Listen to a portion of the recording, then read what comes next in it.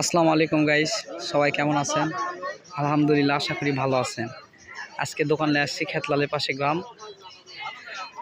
চকগা দোকান নামে ধরে অরজ মাহফিল। বিশেষ করে দোকানে আসছি, আমার বড় ভাইয়ের দোকানে আসছে পেঁয়াজের দোকান, এই পাশে ফুচকার দোকান। ব্যবসা খুবই খারাপ চলতেছে ভাই, আর কি বলবো।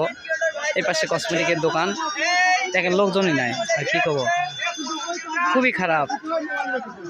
এই যে আমার বড় ভাইয়ের দোকান। ভাইয়া ব্যবসা কিরকম হচ্ছে ভাইয়া?